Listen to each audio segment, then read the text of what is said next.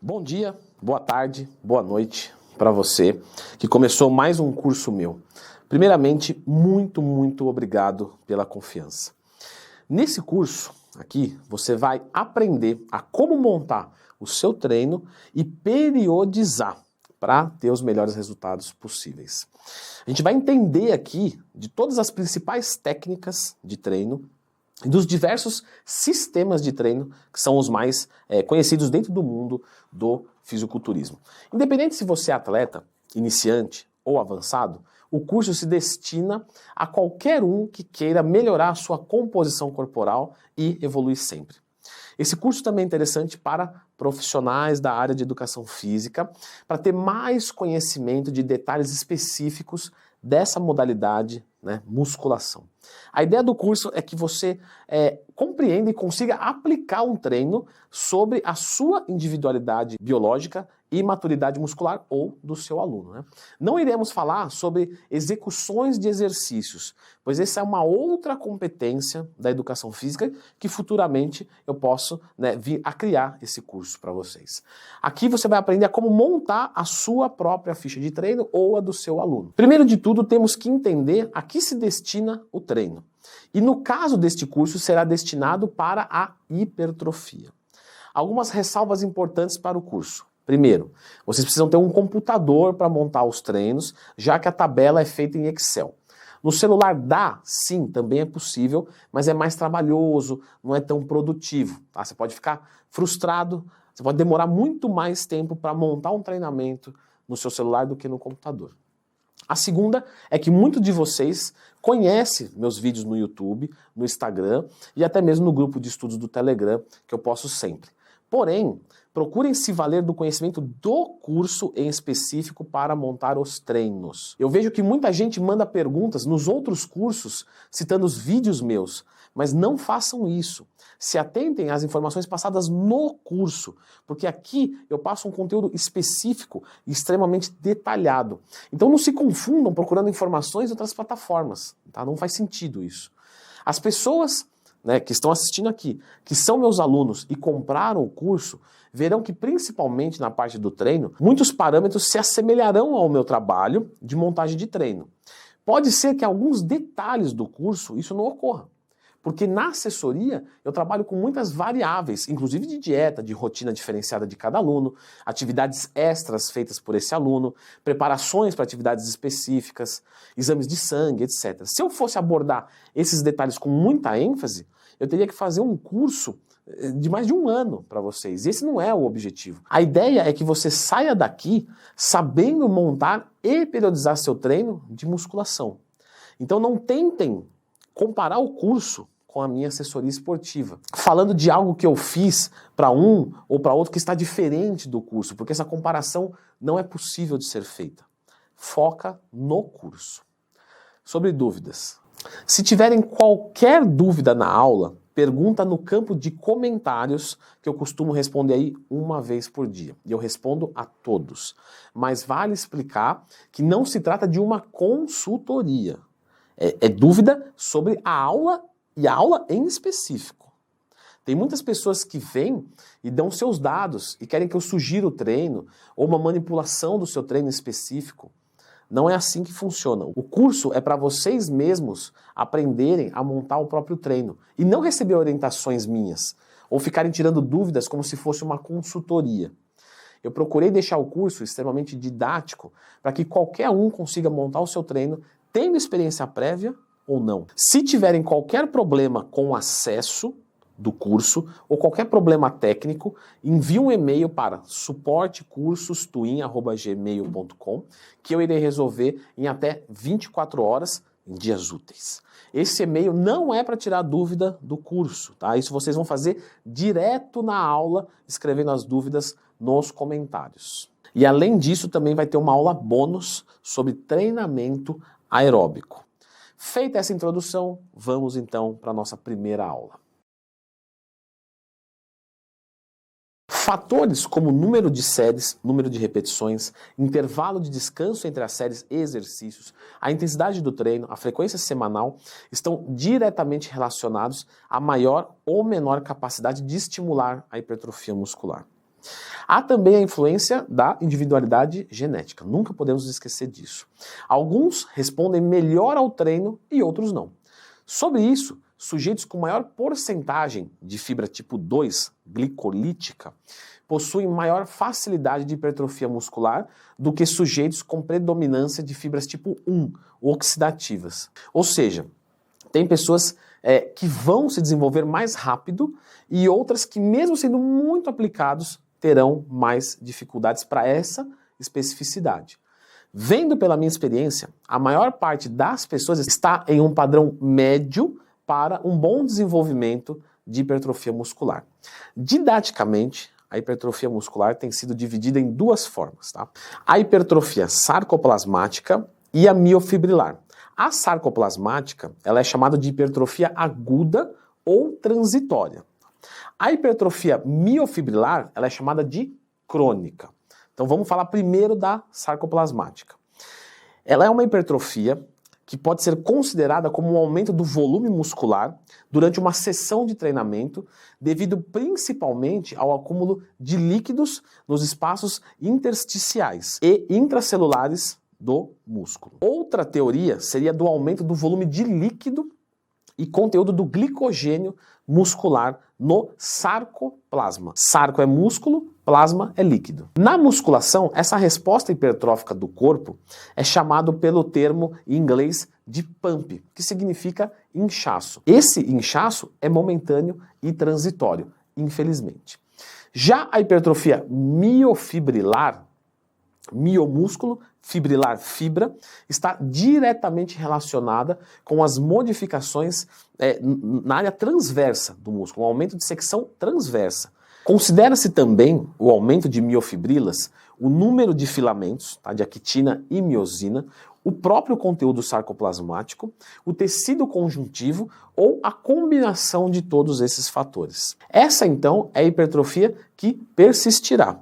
E não é um resultado transitório, caso, claro, o atleta faça as manutenções necessárias na dieta, no descanso, para complementar essa evolução. E, principalmente, continue a dar estímulos para que esse músculo se mantenha ou aumente o seu volume. Vamos falar sobre variáveis de treinamento. Tá? Eu já vou chegar falando que esta aula do curso é uma das principais, se não a principal aula do curso. Quando vocês estiverem montando o treinamento de vocês, pensando em periodização e até melhorar o músculo fraco, vocês vão precisar ter uma ótima noção dessas variáveis de treinamento. Se você assistiu a aula e não pegou muito bem, fique em paz, fica tranquilo, que nas aulas seguintes eu vou praticar muito com vocês as variáveis de treino em tudo que eu for explicar. E assim vocês vão fixar muito bem esse conteúdo, mas lógico, vocês podem assistir essas aulas quantas vezes vocês quiserem por um ano. Então, vocês irão aprender de qualquer jeito. Vamos falar então da nossa primeira variável. Frequência. A frequência é quantas vezes você treina um músculo por semana. Se você treinar bíceps 2 vezes por semana, então esse músculo tem a frequência de 2 vezes. Não existe frequência máxima ou mínima. O que existe é uma adequação da frequência à quantidade de tempo disponível do praticante de musculação ou à capacidade de recuperação do atleta. Caso tenha muito tempo livre, o melhor parâmetro é o nível de treinamento. Dependendo do nível de treino do praticante, a frequência pode aumentar ou diminuir.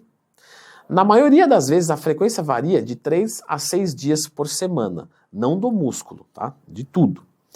Mas se falando de trabalhar em um músculo específico, essa frequência pode partir de 1 e ir até 6 vezes na semana. Tudo vai depender do volume de treino, do músculo trabalhado e da necessidade individual do atleta. A frequência de treino depende muito do volume de treino. Já vamos falar sobre o volume de treino, mas entendam que quanto maior o volume, menor deve ser a frequência. Por exemplo, se um atleta avançado for treinar 20 séries para quadríceps em um único dia, ele provavelmente não vai precisar mais treinar quadríceps na semana. Portanto, frequência de um treino de quadríceps na semana estaria bom. Agora, se ele precisa fazer 28 séries na semana, talvez ele não consiga cumprir essa quantidade de séries no mesmo dia. Então é interessante ele fracionar esse treino em 2 dias. E ele pode fazer, então, 14 séries em cada treino.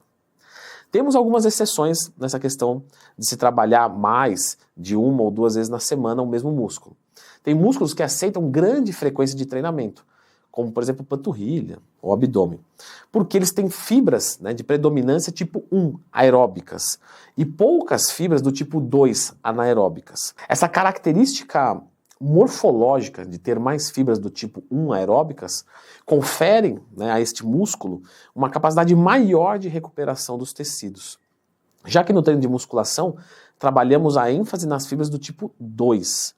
E como esses músculos têm pouco, então eles aceitam maior frequência de treino. Tá? Lógico que com um volume equalizado. As fibras do tipo 1 estão ligadas à resistência. Então elas se recuperam mais rápido do que a do tipo 2. Os músculos mais comuns de se usar bastante frequência são mesmo aí a panturrilha, o abdômen e os músculos da região lombar. Músculos pequenos nos homens, como bíceps, tríceps e antebraço, também é comum a gente treinar 2 vezes por semana, reforçando que é necessário uma equalização das séries para esses músculos também. A gente mais para frente no curso, a gente vai falar sobre a quantidade de séries por músculo. E vocês devem conseguir aplicar esse conhecimento de frequência com essas informações de séries. Vamos falar um pouquinho agora sobre a próxima variável, que é a densidade do treino. Não falei intensidade, falei densidade. A densidade pode ser o resultado da soma do tempo sob tensão dividido pelo tempo de duração de um treinamento. Também a densidade pode ser o tempo total do descanso do treino. Parece difícil, né? Mas calma que a gente vai explicar detalhadamente. Isso aqui é acadêmico, isso aqui é o que tem de mais denso. Então não se sinta desprestigiado se estiver difícil. Basicamente, os parâmetros de densidade é o tempo que você está sob tensão, ou seja, executando exercício, e o tempo de descanso. Então sabemos que a cadência do exercício, por exemplo, vai afetar a densidade, porque afeta o tempo que você passa sob tensão. Quanto maior a cadência, maior a densidade, porque aumenta o tempo sob tensão. Fazer um exercício com 1 segundo na fase concêntrica e 1 segundo na fase excêntrica tem uma densidade.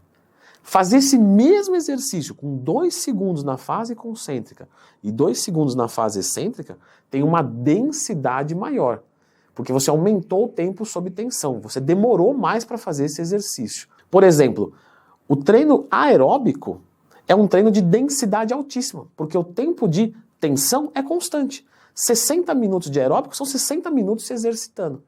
60 minutos de musculação, se você faz 1 minuto de descanso entre as séries, você não ficou o tempo todo sob tensão. Então qual treino é menos denso?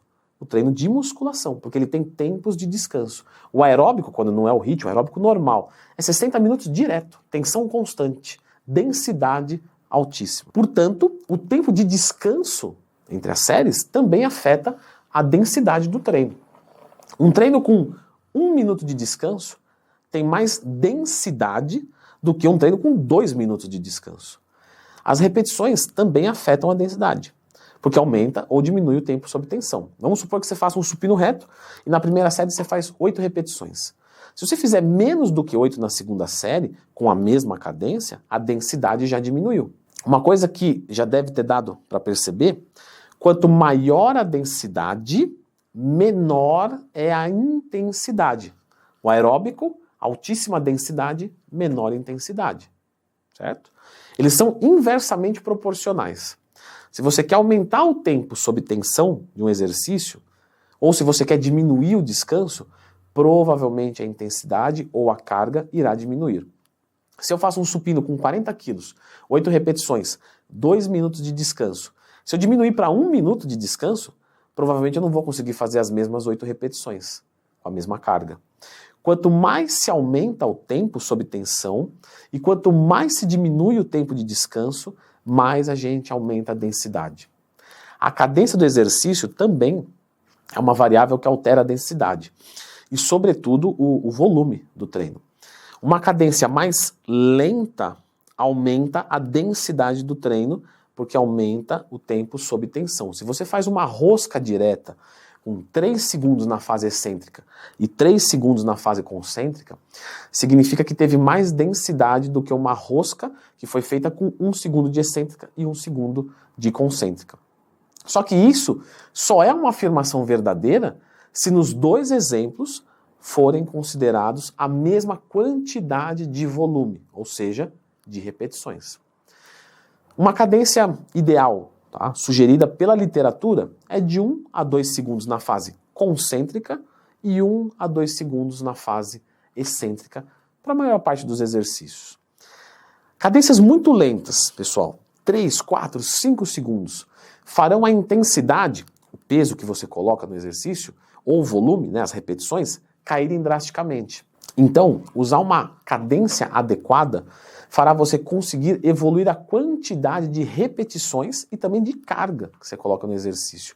Cadências muito rápidas, além de não serem interessantes, geram uma distorção na capacidade do atleta de vencer uma carga ou um volume de repetições. E ainda pode oferecer riscos à saúde do atleta, facilitando lesão, pelo descontrole da carga e também do movimento trabalhado. Vamos falar agora sobre a intensidade. Intensidade, pessoal, é a sobrecarga utilizada para o exercício de musculação. É a quantidade de peso que você coloca na barra, no aparelho, no halter, etc. A intensidade é proporcionalmente inversa ao volume. Portanto, toda vez que você aumentar a carga, menos repetições você consegue fazer. A intensidade também é proporcionalmente inversa à densidade, como a gente já falou. Quando você diminui drasticamente o tempo de descanso, você precisa diminuir a carga para manter a mesma quantidade de repetições com aquele peso usado no exercício. A intensidade é mais fácil, é peso. Vamos falar sobre o volume. O volume é a quantidade de séries e repetições que se faz para um músculo em um determinado período. O volume, ele é inversamente proporcional à intensidade. Então, se eu aumento a quantidade de repetições, de séries, a carga vai diminuir. O volume, ele pode ser proporcional à densidade. Porque quando a gente aumenta a quantidade de repetições ou séries, aumentamos o volume e também aumentamos o tempo sob tensão, aumentando a densidade do treinamento.